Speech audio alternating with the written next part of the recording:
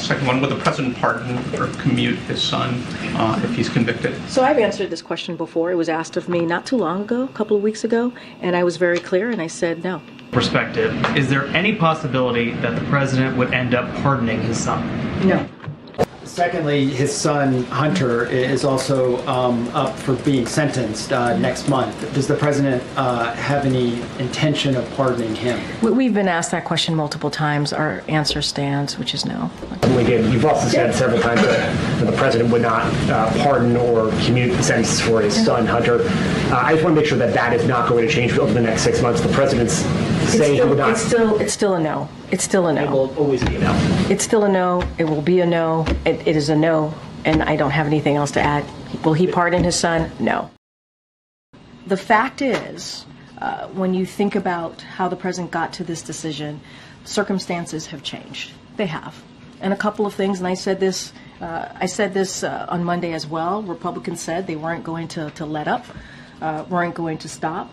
Recently announced Trump appointees for law enforcement have said on the campaign that they were out for retribution, and I think we should believe their words, right? We should believe what they say.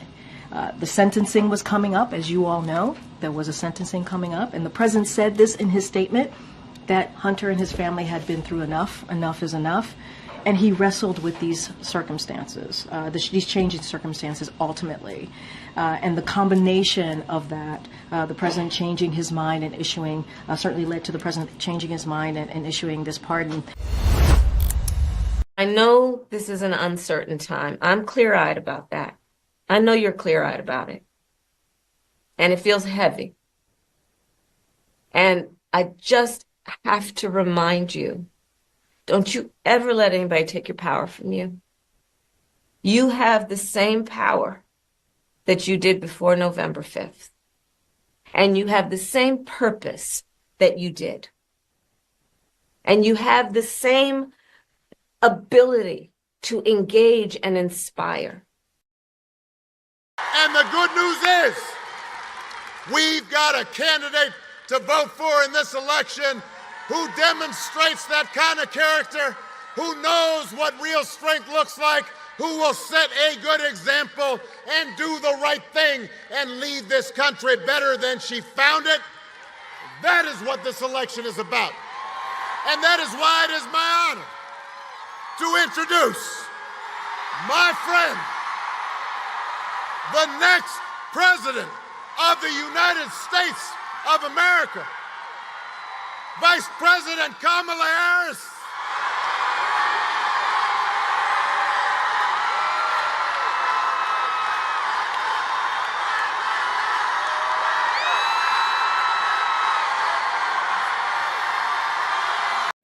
President Obama, with all due disrespect, man, go sit your duck ass down.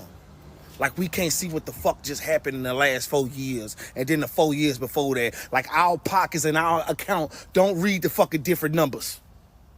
Like we can't see we paying more for gas, groceries, and Snicker bars 305. That's my favorite candy, so of course I know. Sit your duck ass down, man. You want us to vote for Kamala? Tell us what the fuck you did for us. I'll wait. Tell us what the fuck gave you such a big voice for us. Like you did so good of a job. I'll wait. Hoe ass nigga. Y'all kill me trying to shame people into a vote. Tell me what the fuck you fist to do. You can't shame me. This is not high school. We don't play them semantic games around here, man. You mad at black men because they got a fucking brain and they can use logic. We can actually see what the fuck our account look like. And you mad at that. Tell me something, well, we gotta get the black man. Shut your duck ass up.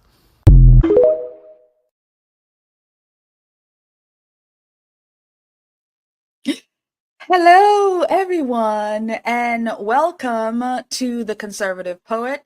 Had to play that little montage there because I think it's critically important to pull out the past and what they've said and sort of present to them where we are now. So lots has happened over the weekend and even going into the weekend. Barack Hussein Obama came out and had a what was it, a conference, so to speak, in reference to his foundation and talking about pluralism and, kumbaya and bringing people together. But, you know, if we're being honest, Barack Hussein Obama has been the most divisive president there ever was. So we're going to chat and take that as well.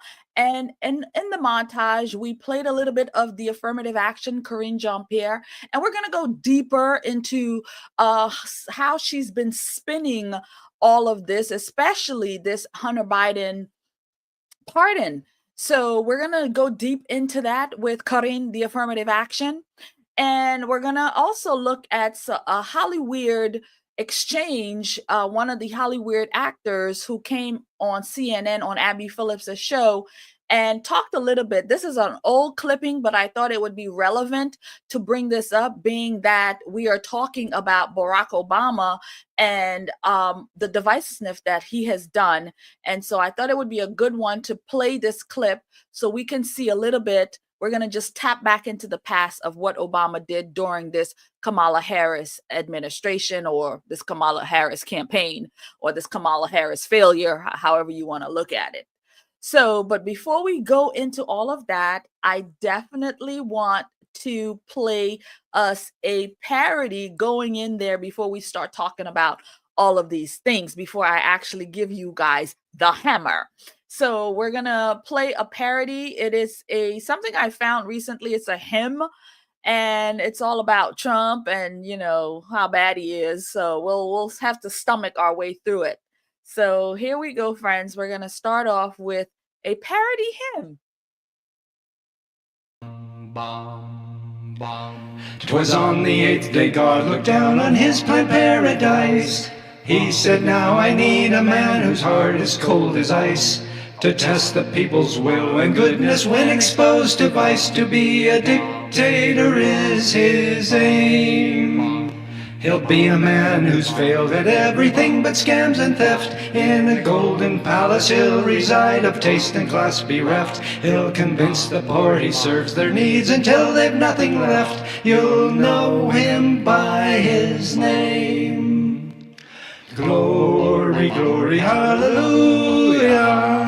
God is gonna stick it to ya, but you don't realize it, do ya? As your mega marches on and on and on and on. Da da da da da da da da da da da da da da da. God said he'll be a wicked man to lead with hate and fear, a man corrupt above the law, immune to justice fear, a man demanding violence and then standing in the rear, and Trump shall be his name.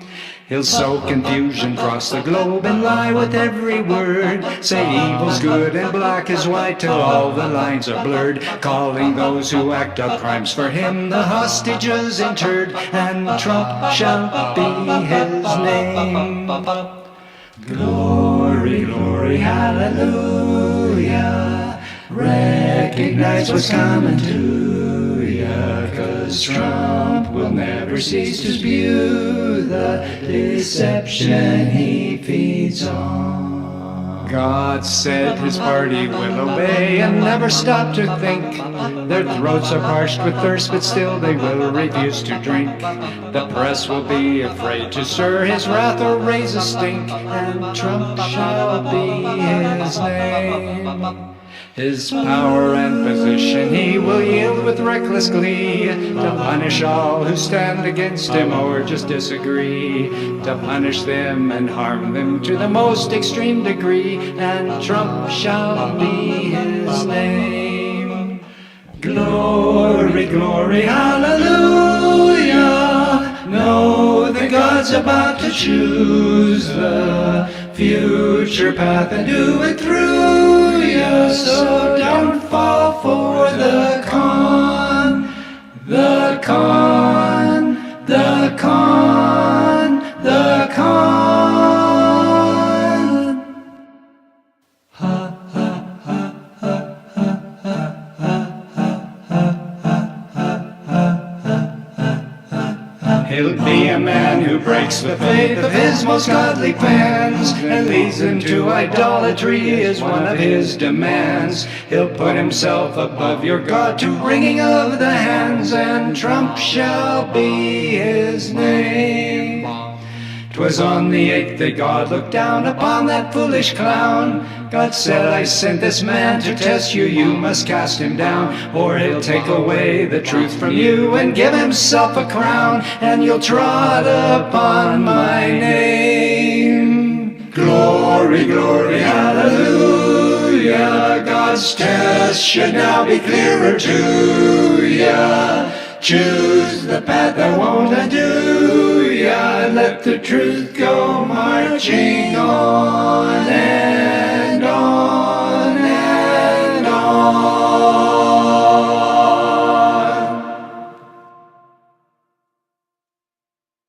Lincoln Project, huh? Yeah. Why am I not surprised that this was put on in collaboration with the Lincoln Project? So you saw that so-called parody skit. I really had no laughing bone in me, and you all know I stay in the funny bone, but I didn't find that funny at all. Not at all. There was nothing interesting about it. There was nothing funny, and then they dared to take the song, a song that I really, really love, and just really ruined it. But anyway, that's Never Trumpers for you, and this is what they do. But we're going to be definitely partial. We're going to play parodies from the other side, and we're going to play it. If it's funny, I will laugh, and if it's not, then And this one, I didn't find it funny at all. I actually found it kind of somber. It was just not very good. I'm just saying, it wasn't very good. So there goes our parody or non-parody skit. So now we're going to move into our stories of the day. And we're going to start with the affirmative action, Corinne Jean-Pierre. And it is not by accident that I decided to wear a red dress today to portray Corinne Jean-Pierre. So we're going to start. She gets some questions in reference to Hunter Biden. And do you believe that that you owe us an apology? Is the question that was posed to Corinne Jean-Pierre. Do you believe that we, the American people, that you owe us an apology? And I played her montage early on in reference to saying, no, he's not going to pardon his son. No, he's not going to do this. And so the question is being posed to Corinne. Do you owe the American people an apology? Do you owe us a little bit more? Because you came at this very podium over and over and over and over again and said, no, no, no, no, no. Now that things have changed, do you think you owe the American people an apology? And here's Corinne Jean-Pierre. And I quote, in a transparent way, in a truthful way, and an honest way. Yes. And then in July, here at this podium, you were asked about the president pardoning his son, and he said, it's a no, it will be a no, it's a no. Yes, and that is so exactly right. Of the president's son and that pardon, it became a yes. I'm wondering if you would like to explain to us, the American people, really why the information that you provided turned out not to be true. And I answered this question on Monday. We spent about 30 minutes on this, almost 30 minutes, roughly 30 minutes on this particular issue. And I'm just going to reiterate what I said on Air Force One to your colleagues when I did the gaggle. And look, if you look at his statement, it's pretty comprehensive. The statement that he put out on Sunday when he made this decision to pardon his son, Hunter Biden. It's in his own voice. I think it takes you through his thinking. And he did. He wrestled with this. And again, he said in his statement, in his own voice, that he made that decision this past weekend. And the fact is, when you think about how the president got to this decision, circumstances have changed. They have. And a couple of things, and I said this on Monday as well. Republicans said they weren't going to let up, weren't going to stop. Recently announced Trump appointees for law enforcement have said on the campaign that they were out for retribution, and I think we should believe their words, right? We should believe what they say. The sentencing was coming up, as you all know. There was a sentencing coming up, and the president said this in his statement, that Hunter and his family had been through enough. Enough is enough. And he wrestled with these circumstances, these changing circumstances ultimately. And the combination of that, the president changing his mind and issuing, certainly led to the president changing his mind and issuing this pardon. And one thing that I do want to point to, which I think is important, is what Congressman James Clyburn said when he was interviewed. He said, "I am absolutely okay with it. I don't know how many people urge him to do so, but I did." He seemed to be reticent about it. This is what Clyburn said when he spoke to the president 2 weeks ago. But I emphasize, continuing his quote, emphasize the fact that we as fathers have obligations to our children. So that was a conversation that the congressman himself had with the president two weeks ago, said that the president was reticent when he encouraged the president to do so. And this weekend, he thought about it and he weighed, it was not an easy decision to come to, and he put out a comprehensive statement. And I would certainly, offer that up to folks out there who are wondering. I would say, please read the president's response to this in full. I'm sure my colleagues have a few follow-ups. Just very specifically, it's not only colleagues who watch this. There's also the American people. Exactly. So to be fair, and they were right? told by you in July Yeah. that this would not happen, and it did. Do you, I'm saying, asking for yourself, not the president's statement, but for yourself. Do you feel like you are owed an apology by the president? Do you owe an apology to the American people? Zeke, I just laid out the president's thinking. The president laid it out himself in his own words. He did. He laid out how he wrestled with this decision. He said in his statement, as a president, as a father, he talked about how difficult it was to make this decision. He thought about it this weekend. He did. He thought about it this weekend. He wrestled with it. And there are some, factors, some real factors that he took into consideration. And that's why I keep saying folks should just take a look. Take a look. Read his statement. And I know what I said. I know what the president said. That is where we were at the time. That is where the president was at the time. I am his spokesperson. This weekend, he thought about it. He wrestled with it. And made this decision.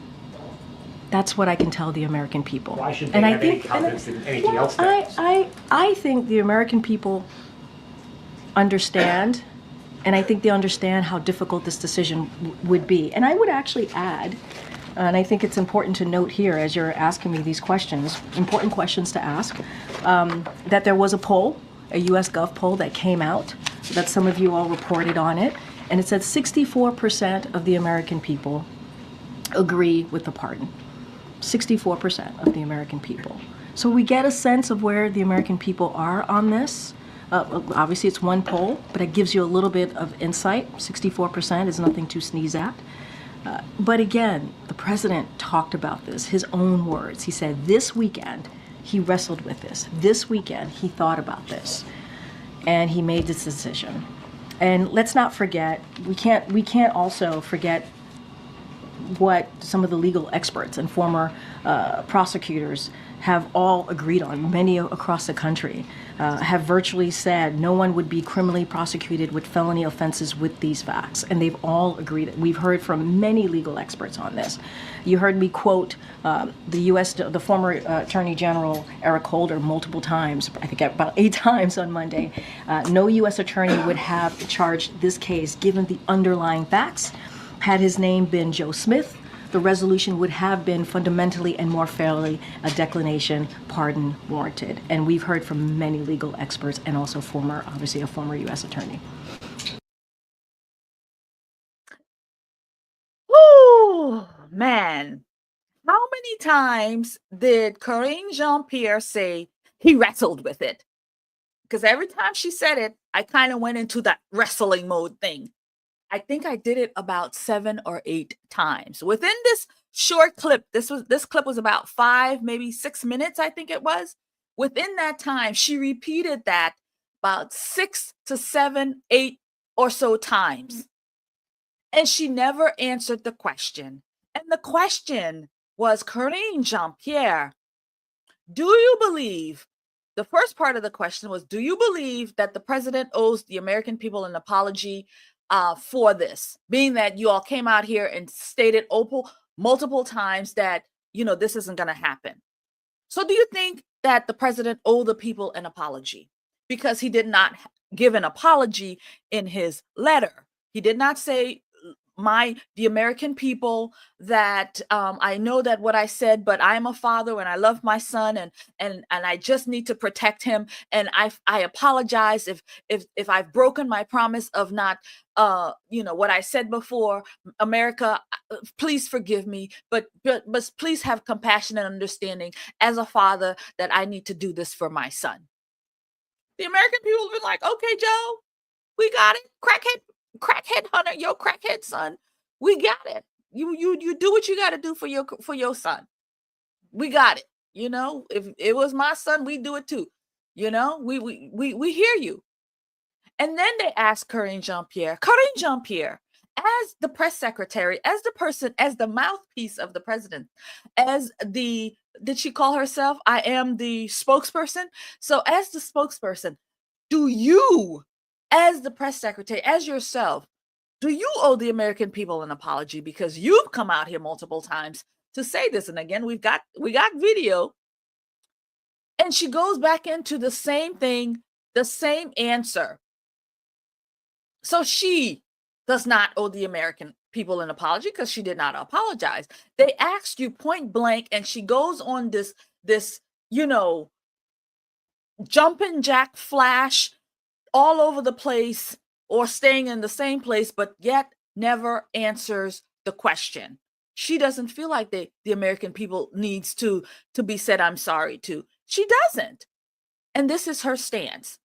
And this is one of the reasons I stopped covering the press briefings, because I would pretend to be her and all of that. And this is why because I couldn't listen to her anymore. My brain would literally be getting ready to explode, because she just does the same thing over and over. Just what we just watched is what she does with every question, with everything. This is what she does. And we're going to go to another clipping of this press briefing where she does the same thing. And she's asked a question, and again, she just goes into the same nonsense. There is a process. I would love if you could spell out exactly how that process is working. Is it in conjunction with the Justice Department, who in the White House is handling it? And then you could answer whether the Hunter one was inside or outside of that process, but let's start with the process. Well, no, I actually answered that question on Monday. The president made the decision on the pardon for Hunter Biden. The White House reached out to the Department of Justice because that has to be filed with the Department of Justice. It was the president's decision. There was no consultation with the Department of Justice. As you know, the president has the right to do this. So that was obviously a very separate process. As it relates to more commutations, more pardons, that process, obviously the Department of Justice is involved in that. There's a review process, and so that's how we're going to move forward on making those types of decisions. And who at the White House is leading it up? Is it the counsel's office, or is it chief of staff? Well, look, obviously the White House counsel will be part of this process. I just don't have anything beyond that. And just quickly, President Trump is going to be in France this weekend for the reopening of the Notre Dame, also meeting with President Macron. How does this White House view President Trump's meetings with foreign leaders happening while you're still here? I mean, look, it's not unusual. As you've heard us say before, you've heard the National Security Council say as well. I think Jake Sullivan, when he was asked this question, the President's National Security Advisor, made that same comment. It's not unusual for when there's a president-elect, for heads of states, foreign leaders to want to have that conversation with the president-elect. So I'll just leave that there. Okay. I'm actually surprised she called him the president-elect. I'm very surprised that she said that. I mean, that's like a big move, because I'm very surprised that she said that. Yes, President Trump, friend, is making moves.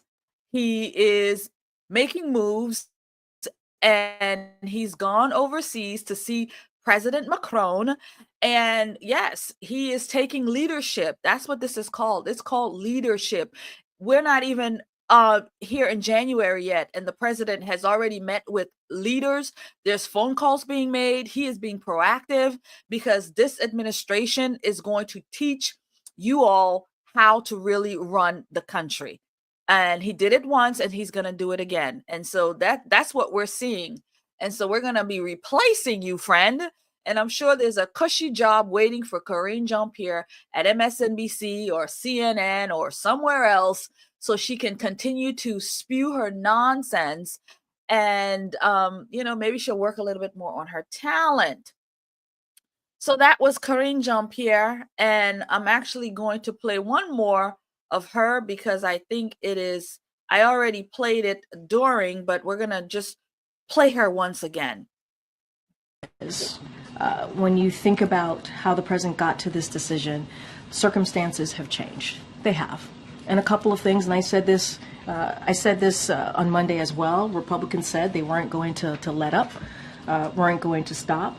Recently announced Trump appointees for law enforcement have said on the campaign that they were out for retribution, and I think we should believe their words, right? We should believe what they say. The sentencing was coming up, as you all know. There was a sentencing coming up, and the president said this in his statement, that Hunter and his family had been through enough. Enough is enough. And he wrestled with these circumstances, these changing circumstances ultimately. And the combination of that, the president changing his mind and issuing, certainly led to the president changing his mind and issuing this pardon. Woo! Joe Biden wrestled with it. He wrestled with it. It wrestled with it. And he wrestled with it. Yeah, he wrestled with it. Anyway, friends, we're going to move on from Karine Jean-Pierre, the affirmative action. I'm going to take just a quick break. And all right.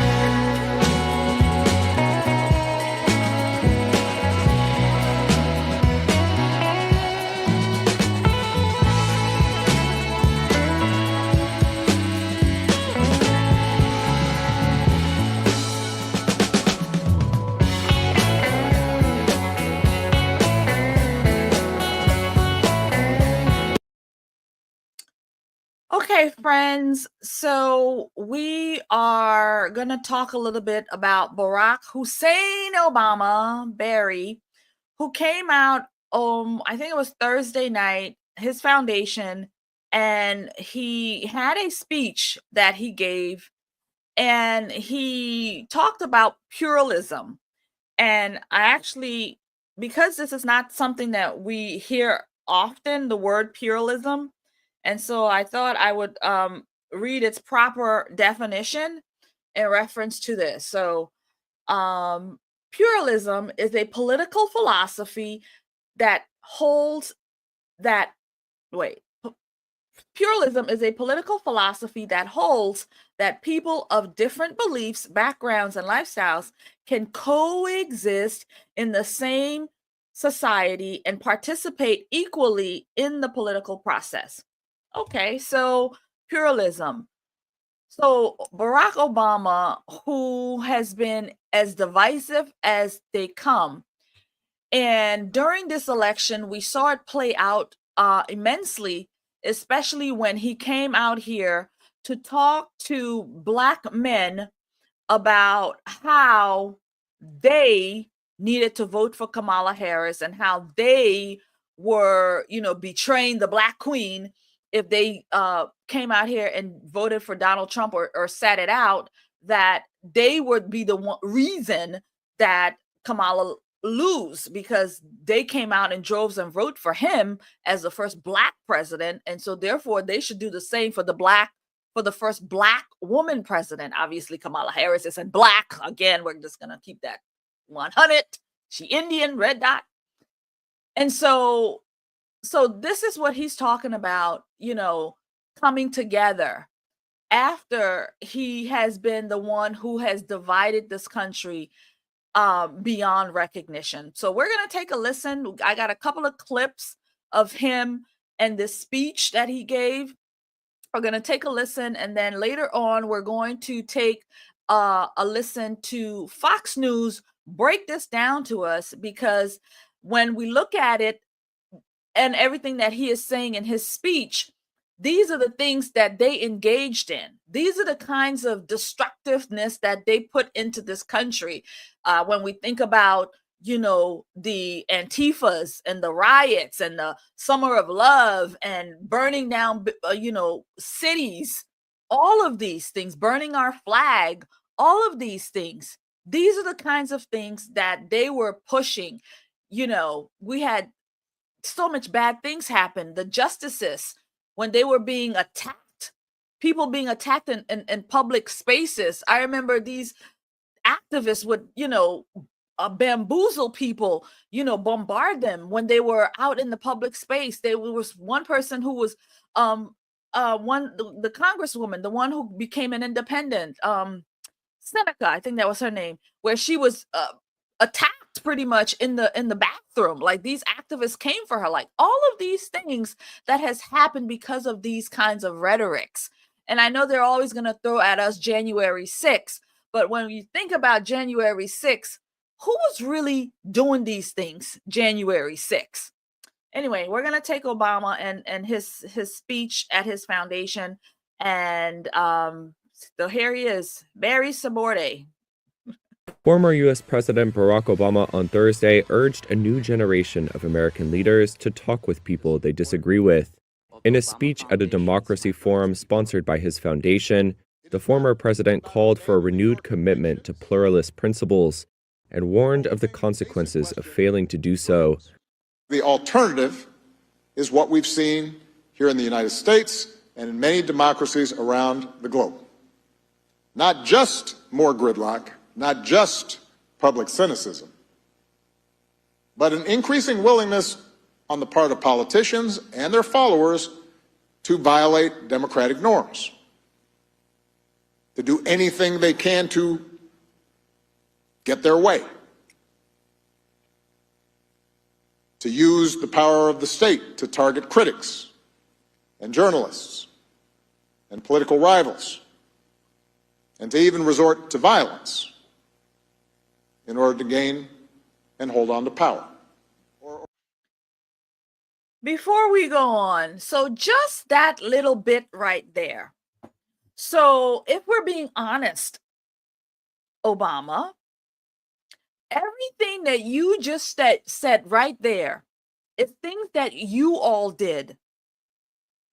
Journalists, even citizens journalists like myself, here on YouTube, were censored. Videos taken down because I said there were problems in the 2020 election. We were censored. Bigger channels than mine were censored. These people tried to take down Joe Rogan, the biggest podcaster in the world. They tried to take him down because he did not agree with these vaccines. He did not agree with this. He did not agree with the way this whole COVID-19 situation went down. And he spoke about it. And they tried to cancel Joe Rogan, Obama. Right? There were people on X and Twitter and Facebook, all of these social spaces. Our content was being taken down. And I think about doctors, actual doctors, who were called kooks, who were, put in problems because they were saying, these vaccines, this COVID-19 thing, this thing, we just need to build our immune systems. There, we can overcome this. And they were saying, nope, you're denying science. You're denying it. And doctors were censored. We couldn't go to churches. We couldn't do anything. Pastors were censored.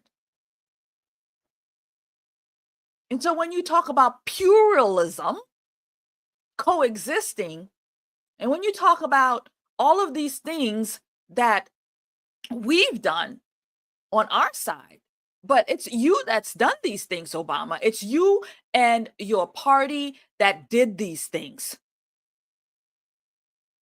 It was you and your party. It wasn't us. It was you and your party that is hungry for power, that took advantage of this COVID-19 thing and separated and kept everybody at home so that mail-in ballots could be the way this thing would go. And now fast forward to where we are now, and people are asking, where are those millions and millions and millions of people that gave Joe Biden the biggest win ever? When Joe Biden didn't campaign, he sat in a basement during the whole campaign, but he won his vote. He got it better than you ever did. He outdid you, and you were the darling of the Democrat Party.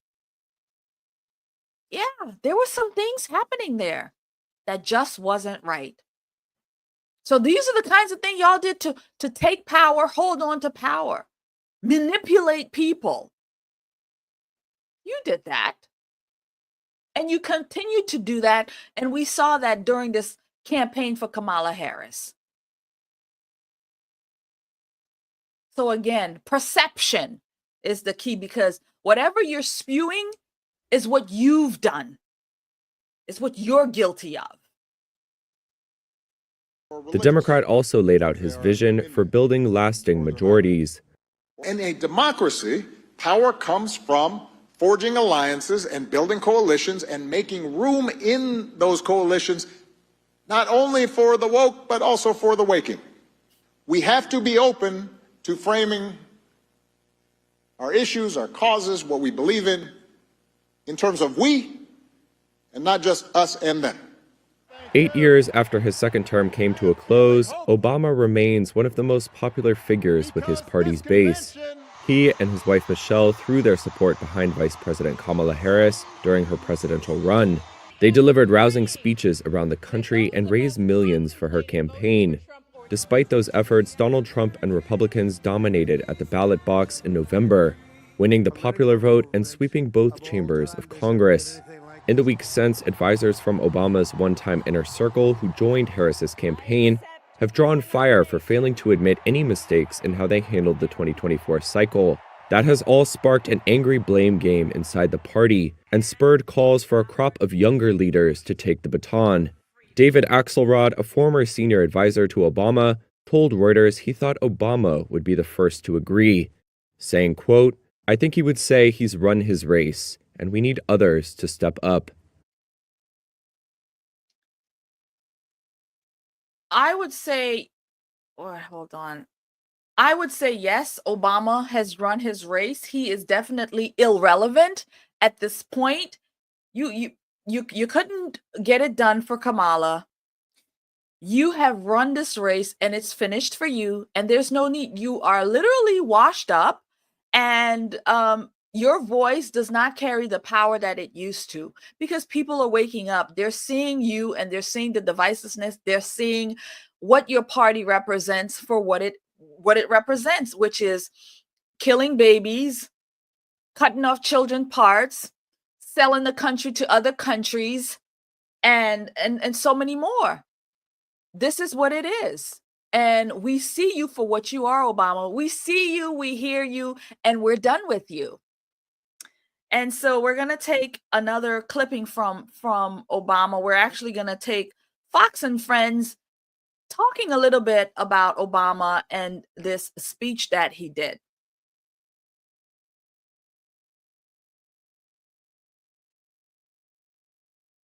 I think we've come to understand, I hope that everyone has come to understand, is the power of projection. Yes. Accuse your opponent of the sins which you're committing. President Obama gave us, former President Obama, gave us another example of projection Thursday night in Chicago. He gave a speech where he talked about the weaponization of government and the polarization of your opponent, the polarization of America. Let's listen to the words of former President Obama. Since total victory is impossible in a country politically split down the middle, the result is a doom loop of government gridlock, even greater polarization. When I mentioned to a few friends that our foundation would be hosting a forum on democracy and pluralism, I got more than a few groans and eye rolls, especially since, as far as they were concerned, the election proved that democracy is pretty far down on people's priority list. There are going to be times. I want to stop Obama right here. He says that the election proved that democracy is below the people's list. Well, first of all, and I watched most of it. I didn't watch the whole thing because it was like an hour almost. I didn't watch the whole thing, but I did watch most of it. And what I realized is that the word democracy was said, I mean, so many times, but never did the word republic come, because we are a republic, friends. We are not a democracy. And so saving the democracy, people actually spoke up to save the republic. And as you can see, the people said no to the things that you all put out there. So whatever this democracy is that you're here fighting for, the people revolted because we are a republic. And the people stood up and said, we're going to fight for the republic. And that's what you saw on November 5th. That's what you saw with the MAGA movement. That's what you're seeing. What's currently happening in the space right now, that people are coming together. We are building those coalitions. Doge, we're building these things. We're putting people into these spaces that's going to change how this America runs, how this government runs. You know, we want to make America better. We want to make America healthy. And that's why we're excited about Robert F. Kennedy Jr. and what he's proposing to make America healthy, to make us not have to go to the doctor to fix things before we get there, before we get sick, before we get cancer, before we get diabetes, before we get these things. That's what we're advocating for. This republic voted for that this time around. And it said no to identity politics. And it said no to the rhetoric. And it said no to the agenda. And it said no to these things. It said no to you, Obama. It said no to democracy, as you like to put it. It said no. We're fighting for the republic. Potentially, when one side tries to stack the deck and lock in a permanent grip on power, either by actively suppressing votes or politicizing the armed forces or using the judiciary, the criminal justice system to go after opponents. That, my friends, is projection. Before they go in. And what y'all just did? You were looking to rope in grandmas and grandpas from school board because they were talking about these books and how explicit they were. The FBI, you used your FBI, and we all know that Obama is the one pulling the old Joe Biden strings. You know, this is his third term in office. So we all know that this is what you're doing behind the scenes. So you're the one who politicized this thing. The FBI to take on parents, the FBI to take those who went to exercise their free speech at their capital, locking them up this way? And then when we look at what happened to President Trump, I mean, how many cases what's happening? Bonnie Willis, Alvin Bragg, Letitia James, what's his name in DC? Smith again. All of these things. What do you call that? Isn't that politicizing and trying to take down your enemy through your power of your justice system, your DOJ, and all of these things? Isn't that what that is, Obama? Again, that is projection. This is what you all did. This is what you all did. And now you're saying the other side is doing it? No. This is what you all did. And it's still happening today because Joe Biden has pardoned his son for his crimes. Yes, this is what you all do. That is amazing, actually. So it's intentional. I mean, this isn't just some tick or something that just popped into his head because he's bummed out that they lost the election so bad. I mean, people need to understand Barack Obama has been a really negative force on this country and on politics and creating so much division. That comes from Saul Alinsky. People forget Barack Obama was teaching rules for radicals. He was teaching about Saul Alinsky at the University of Chicago. That is a hero to him. And one of his rules, among many, that was meant to basically dismantle society and bring about this, liberal utopia. One of them was how to attack your enemy. And Saul Alinsky, took his lessons from Lucifer, actually. Like, he talked about that being somebody who could teach them how to take power and control. And here's Barack Obama, Charlie, I think, really kind of going, he's in a bad spot. Yeah. He created this. He thought it was going to become this permanent power base for him. And now he's accusing the right of what he did because he's just super bummed out right now. Yeah, and it is total projection. It's also desperation. That's the thing that is so striking to me about that entire, all those remarks that he made, that entire speech or whatever it was the depth of he's very bitter. That's not the Barack Obama who gave that speech in 2004. Even if you didn't agree with him and didn't like him and didn't agree with his policy prescriptions, it's a different guy than he was when he gave that speech in 2004 or when he won that election in 2008. He is a deeply bitter, angry guy, and he's talking about how voters don't care about democracy. Hope and change has turned into dour and bitter. Yeah. Bitter and really projectionism. And I would say, and while he's projecting, he's not just projecting that which we all know at this point, which is the Department of Justice was weaponized under Joe Biden. There was a consolidation of permanent Washington under Joe Biden. What we should also point out is it all began under Barack Obama. Yes. Yep. That is when, for example, he spied on a Fox News reporter. That is when Lois Lerner targeted conservatives with the IRS. That is when much of this began and was just extrapolated under the presidency of Joe Biden. Yeah. And then they also under Barack Obama and then metastasized under Joe Biden, which, many people believe that administration was being run out of Obama's mansion in Colorado, Washington, D.C. But that said, I mean, the censorship industrial complex that was used to also consolidate that power is something else. And that's one of the things that people were really voting against, along with the weaponization of the government, this idea that it could be used to censor us and therefore allow them to consolidate power. Barack Obama is very isolated right now. Even his best friend, George Clooney, who wrote the op-ed that ended up pushing out Joe Biden, is now upset at Barack Obama, going, hey, you told me to write that op-ed. Now everyone's blaming me online. Where are you, Barack Obama?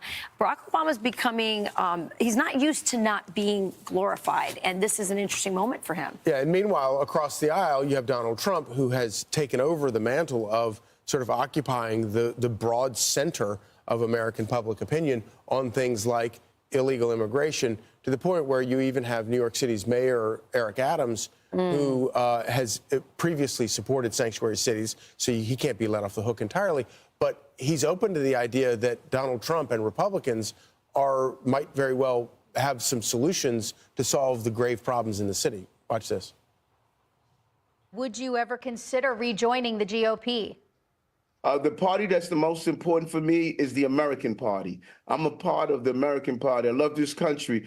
This is the home of the free, the land of the brave.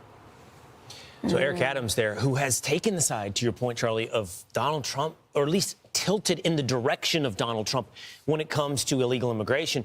They're even leaving the door open to a return to the Republican Party. Yeah, now that the bills are coming due, he's like, wait a minute, maybe this wasn't such a great idea. But also, don't forget, Mayor Eric Adams was the subject, I think, of the weaponization that we were just talking about. You know, you said he was for sanctuary cities. He saw the effects on his city. He was listening to the feedback coming from the Bronx and Queens and people saying, this is horrible. Our crime is up. We can't walk the streets. You know, there's, illegal businesses on the sidewalk. The place looks like crap. And so he started to respond to it and draw attention to what was happening at the border. And all of a sudden, he had a big investigation on him. And so Donald Trump famously at the Catholic event here in New York City just before the election, sort of reaching out and saying, hey, I know what that feels like. This government can be weaponized. And I think that's why he's losing his thrill with the Democrat Party. And again, it might just be, that he's just being politically savvy, reading the tea leaves. People are in no mood for Democrats and their radical agenda right now. But I also think that he has experience enough to know that this was not good for his city and also what happened to him personally. So it's a lot going on there. I'm Steve Ducey. I'm Brian Kilmeade. And I'm Ainsley Earhart. And click here. Former U.S. President Barack Obama on Thursday. So there you have it. Fox's take on it, and I absolutely agree with them. Throwing in that Eric Adams bit there, it's true. They have really weaponized the system, and anybody that doesn't agree with them, they go after. And this is part of them staying in power. So Eric Adams has been, at the end of this too. He's spoken up about the illegals in his city, the cost and the fee and all of that. And now he's facing the justice from the Democrats. And it's happened to us on this side. When we look at Donald Trump and we look at everything that they did to him. And this is what it is. All of this for them to control and to stay in power. And so I wanted to just go into a video of Obama just a few months ago when he went into he went into some event with black men to tell them off, to tell them that if they don't vote for Kamala, it's not going to be good for them. And what I really want to put out there is that here he is standing in a room full of black women and men and whites too. I think there were some reporters or whatnot, but he was talking to the blacks and saying these things. And he's standing there and you know what? You're no longer relevant. You're no longer relevant. You don't have the charisma, the charm anymore. You have lost us. Because why? Because we see you for exactly what you are. And that's one of the reasons he should take the blame for Kamala Harris losing the black men. Go ahead and just speak some truths, if you don't mind, please. Yes. Because my understanding, based on reports I'm getting from campaigns and communities, is that we have not yet seen the same kinds of energy and turnout in all quarters of our neighborhoods and communities as we saw when I was running. Now, look at that look he just made, and look at these fools behind him. I already covered this video, but I thought it would be appropriate just to go back and look at this again. And it's the tone of his voice, the way he's speaking and looking and talking to them, like he's literally taken out the whip ya. I'm gonna whip ya. And that's exactly what he's done. I also want to say that seems to be more pronounced with the brothers. So if you don't mind, just for a second, I'm going to speak to y'all directly and say that when you have a choice that is this clear, when on the one hand you have somebody who grew up like you, knows you, went to college with you, understands the struggles and pain and joy that comes from those experiences, who's had to work harder and do more and overcome and achieves the second highest office in the land and is putting forward concrete proposals to directly address the things that are vital in our neighborhoods and our communities, from housing to making sure that our mothers and our fathers and our grandparents can afford medicine, and making sure that we are dealing with prices that are too high and rents that are too high, and are committed to. If you listen to him, you see that he is just not genuine. And in the speech, he's just, you know what, Obama, you're irrelevant, and we're done with you. We're done with you here. And yeah, he's irrelevant. You no longer have the pull. You're no longer the leader of the blacks. Just say it like that. You're not the leader of the blacks. We don't trust you. We don't care for you. And you have never done anything good for blacks. All you've done is put in policies that destroy the black community. And y'all, friends, I went to both of Obama's inaugurations. Not that I was an Obama supporter, but you know, I've been there, and I can honestly tell you, this dude, he's lost it. Anyway, we're gonna play a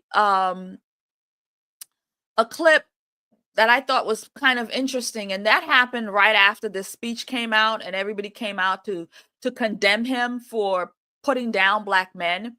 And I thought it was an interesting take. One of the actors that I actually like, Wendell Pierce, and you know, my heart is broken to find out that he is a leftist kook, just like the rest of Hollywried. And it really broke my heart because he plays such a tough guy. He plays common sense guys roles. I loved him in Suits. He played the father of, you know, the new princess out there. Anyway, I loved him as an actor, and you'll see once I put him on the screen. And I'm really disappointed to learn that he's just another left-wing quack. Is there anybody in Hollywood that's not? For years now, and Where is it? a mutual contact, you know, said that he wanted to speak. I wanted to speak to him. I didn't offer it as a criticism. For me, it was nothing more than strategists in a room saying, "Hey, what is the best messaging for black men?" I have focused the past 6 weeks of going around the country with a barbershop campaign, right? Going to barbershops to talk to black men, since I heard this every election cycle, they always say that black men are siphoned off. And I found the most effective way to communicate to the men in those gatherings was saying, what do you want? Vote for what you want. Declare what your values are, and then go out and make the choice on that. Don't consider my candidate or the other candidate. Vote for what you want. And I found it to be effective. What they would say is, what are you doing here? This is the first time someone came and asked that of me. And so I was saying, simply, that's not the way to get to folks. What I've experienced in the past 6 weeks is the fact folks want to see, what have you delivered? Did he acknowledge that it was not delivered the right way? So I'm going to stop it there. So when I first watched this and I heard him saying these things, I said, oh man, wow, he's got some common sense and he's, delivering this and he's telling Obama, look, Obama, this was not the best way to do this because I've been talking to the men and, it's really insulting the way you kind of did that, But as he goes on and I realize, wait a minute. No, you're not.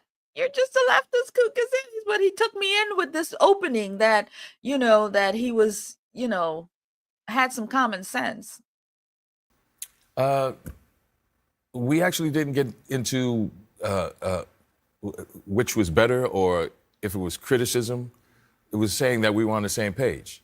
We just wanted to clear it. We wanted to make sure that we were on the same page and that we wanted to reach out to folks. And I think it's just a matter of messaging, one way or the other, and that the focus shouldn't be on the criticism or what is perceived as criticism or what is perceived as the right way or the wrong way to get to black men. The first thing is to approach and engage black men, accept the challenge, and get out the vote. I mean, Coleman, we had you on last week when this happened. You were critical of it then. And you probably believe, I assume, that there is some movement toward the right among black men. I mean, we've been talking about that not only on this show, on other shows on this network for over a year. Pew has been studying this issue. There is a clear trend among black men towards the Republican Party and away from Democrats. It's not just about Trump or Biden or Kamala. It's about a party effect. And the question is, why is that? I think it's even bigger than black men. I think it's men in general. I think there's something about the Democratic Party that is significant. A lot. It's probably insignificant. 20 different We've had the same conversation going all the way back. No, actually, into, it's really into the a phenomenon 80s. of And the fact is, in this election, the past 8 years, give me any candidate who wouldn't want 85% of any demographics vote. Trump actually got more of the black vote in 2020 than No, he actually got 3 points. You're actually right. He got 3 more points. He got 3 more points. You also think it's not as significant? A trend line is not 4. It's not 3 points. Burying your head in the sand isn't going to fix it. I know, and that's why we're going around messaging to people. Right, but I think the Obviously, problem calling Obama black men sexist. So the younger gentleman who was speaking and then was interrupted by the Hollywried actor, he was making the point that, and it's not just men, it's not just black men, it's men in general that's opening up and leaving the Democrat Party. And we saw this talking about the after effect. I mean, Latino men, black men, white men, all of these are men who literally gave Trump this thing. It was huge. And it's because the Democrat and their messaging is just not good for people. It's not good for men, especially men are leaders, men are fathers, men are the providers, and they can't provide for their families.